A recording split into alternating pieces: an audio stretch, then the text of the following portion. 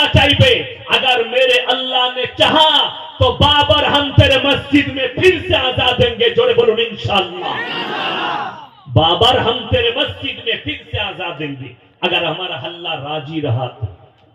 এখন মুসলমানদের ছেলেদের জন্য একটা ডোজ দিই, ফেসবুকে ইউটিউবে ফেসবুকে এরা হারামখোররা পোস্ট করছে, আমাদের বাবরি চলে গেছে, আমাদের মসজিদ চলে গেছে। তো বাবরি মসজিদের জন্য কাঁদছিস, ওরে হারামখোর, তোর ঘরের মসজিদ তোর জন্য কাঁদছে, তুই জীবনে নামাজ পড়তে যাস না। এটা কত দুঃখের। ওই জন্য কেন না গোটা পৃথিবীটা আল্লাহ আমাদের জন্য সিজদার করে দিয়েছে। জোরে বলুন সুবহানাল্লাহ। সুবহানাল্লাহ। আমাদের যদি মসজিদ না থাকে বাড়ির ভেতরে নামাজ হবে না? হবে না? কথা বলেন হবে। আমরা পড়তে পারি না? পারি না? পারি। ভারতের যতগুলো মসজিদ আছে, একজন আমার জলসার নিচে এক অমুসলিম ভাই সনাতনী ভাই কমেন্ট করেছে, अभी तो बाबरी मस्जिद तोड़ा हूं और बहुत सारे बाकी है। हमने बोला भाई सारे के सारे मस्जिद तोड़ दो हिंदुस्तान के, लेकिन अल्लाह की कसम मुसलमान के दिल और दिमाग से अल्लाह और अल्लाह के रसूल की मोहब्बत को नहीं मिटा सकते। जोड़े बोलूं सुबह। আমাদের সব মসজিদ ভেঙে যাবে, দিল আর দিমাগ থেকে আল্লাহ আর আল্লাহর রাসূলের মোহব্বত মিটাতে কেউ পারবে না। বড় কষ্টের বিষয় জানেন, যে ছেলেটা মূর্তি তৈরি করেছে তার বাড়ি হচ্ছে 24 পরগনায়, কলকাতায়। কাদের ছেলে? মুসলিমদের ছেলে। এরপরে বলে দিই, এই ছেলেটা কি মুমিন রইল? তিনটে কাজ ইব্রাহিম নবীর বাপের ছিল। কটা বললাম? তিনটে। মূর্তি তৈরি করা, মূর্তির উপাসনা করা, মূর্তি বিক্রি করা। যার কারণে কোরআনে আছে ইব্রাহিম নবী কিয়ামতের দিনে নবী হয়ে পয়গম্বর হয়ে বাপের জন্য কাঁদবেন, আল্লাহ আমার আব্বার জন্য আপনার কাছে একটু আবেদন করতে চাই। আল্লাহ বলবেন তোমার জন্য কোনো রাস্তা নাই, নিষেধ করে দিবেন। তাহলে তুমি কি করে বললে যে তুমি মূর্তি তৈরি করে মুসলিম হয়ে তুমি মনে করছো মুসলমান আছো না তুমি জান্নাত পাবে? জান্নাতের খুশবু পর্যন্ত পাবে না ইস্তেগফার না করা পর্যন্ত। ইস্তেগফার করতে হবে। ওই জন্য মুর্শিদাবাদের একটা কেরলে থাকে ছেলে ফোন করেছিল, একটা অমুসলিম ভাইদের বাড়িতে কাজ করছি, আমাকে তারা বলছে একটা ঠাকুরের ছবি এঁকে দিতে সিমেন্টের দ্বারা। আমার কি করা যাবে? আমি বললাম হারাম, ইসলামী শরীয়তে চলবে না। আমি এটা কোন ধর্মের বিরোধিতা, আমি কোন দেবদেবীকে গালি দিলাম এখনো পর্যন্ত? দিইনি, দেওয়াও যাবে না। নবীজি নিষেধ করেছেন কারোর ধর্মকে গালি দিও না, কারোর দেবদেবীকে গালি দিও না, সে তোমার আল্লাহকে গালি দিয়ে বসবে। আমি খালি এটা বোঝাতে চাইছি আপনাদেরকে যে মুসলমান দুটো কারণে পিছিয়ে। আজকে এখানে এতগুলো মানুষ বসেছে, 100টা মুসলমানের মধ্যে 98টা মুসলমান হারাম হালাল জানে, দিন আর বদ্দিন জানে না, শিরক আর বেদাত জানে না, কুফরি জানে না, বেঈমান কাফেরের চক্রটা বুঝে না। তা না হলে মুসলমান ছেলে কখনো 25শে ডিসেম্বর পালন করে? তা না হলে মুসলমান কখনো 1 জানুয়ারি পালন করে, ফিস্ট করে? ইহুদি নাসারাদের কালচার। তা না হলে মুসলমান কখনো 1 এপ্রিল পালন করে? আরবি মাসের প্রথম নাম কি? প্রথম মাসের নাম মুহররম। আমরা মৌলবীরা হুজুররা কোনদিন বলেছে যে 1 মুহররম পালন করবি তোরা? কথা বলেন, কেউ বলেছে যে 1 মুহররম ফিস্টি করবি? আমি চ্যালেঞ্জ দিয়ে বললাম, তালবে ইলম ছাড়া, উলামা ছাড়া, কিছু নামাজি ব্যক্তি ছাড়া এইরকম 98টা লোক বেরোবে যারা আরবি 12টা মাসের নাম বলতে পারবে। এইখানে ঠিক বললাম না ভুল বললাম? যদি বলেন আপনি রং বলছেন, আমি একজনকে দাঁড় করিয়ে দেবো, কার উপরে যাবে আঙুলটাতে জানিয়ে দেবে, যদি না বলতে পারে বিপদে পড়ে যাবে। 12টা মাসের নাম জানে না, অথচ হারামখোর ছেলে জন্মেছে, ছেলের বয়স 5 বছর হয়েছে, বলছে জানুয়ারি, তুই তো জানুয়ারি। মা শিখছে বাবা জানুয়ারি, ফেব্রুয়ারি, মার্চ, এপ্রিল, মে, জুন, জুলাই, আগস্ট। ছেলেকে এটা শিখতে পারলে না মুহররম, সফর, রবিউল আউয়াল, রবিউল সানি, জামাদিউল আউয়াল, জামাদিউল সানি আপনি শিখাতে পারলেন না আরবি মাস। আপনার পছন্দ হলো ইংরেজি। আপনাদের এখানে কি হয় জানি না, আমার বর্তমানে অনেক জন আছে পহেলা বৈশাখ দোকানে কলা গাছ টাঙায় মুসলমান। আপনাদের এখানে হয়? হয় না, আমাদের বর্ধমানে আছে কলা গাছ টাঙায়।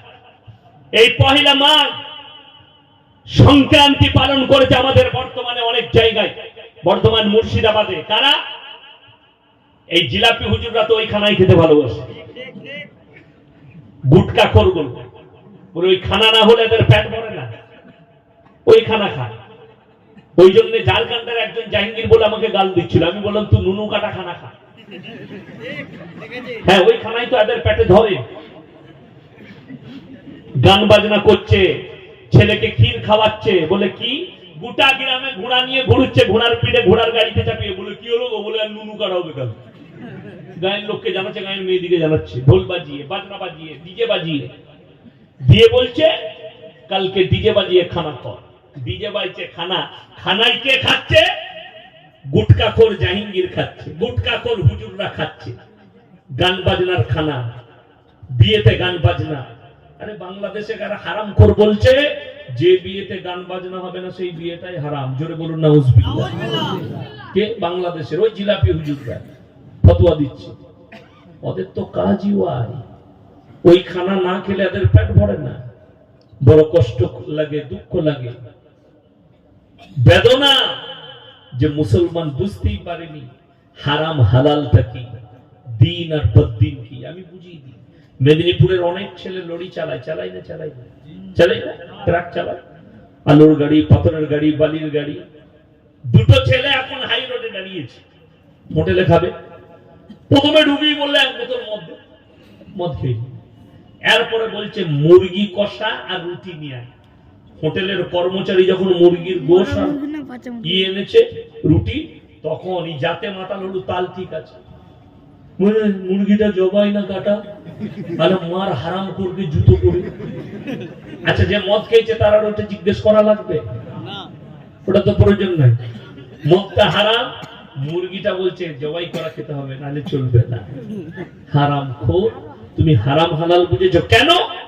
এর মধ্যে দিন না থাকার কারণে, দিনী শিক্ষা না থাকার কারণে। আমাদের সমাজের লোক শুনে, দিনী ইলম হাসিল করা প্রত্যেকটা মুসলমান নরনারীর জন্য কি ফরজ। কত তাড়াতাড়ি ফতোয়া বলে দিলেন ফরজ, জানা আছে কিন্তু মানি না। ঠিক বললাম না ভুল বললাম? কতটা ইলম হাসিল করবেন? মৌলভী হতে হবে, হাফেজ হতে হবে, কারি হতে হবে, মুহাদ্দিস হতে হবে, মুকাররির না। অতটা দিনী ইলম হাসিল করো যতটা করলে হারাম হালাল দিন বদ্দিন চিনতে পারো। কোথায় করবে? হয় কোন বড় আলেমের পাশে উঠা বসা করে হোক, কোন বড় আলেমের লেখা বই পড়ে হোক, কোন মাদ্রাসায় উঠা বসা করে হোক। যদি সময় সেটাও না হয়, 3 দিন 10 দিনের চলে যান, মসজিদে গিয়ে লাগিয়ে দেন সময়।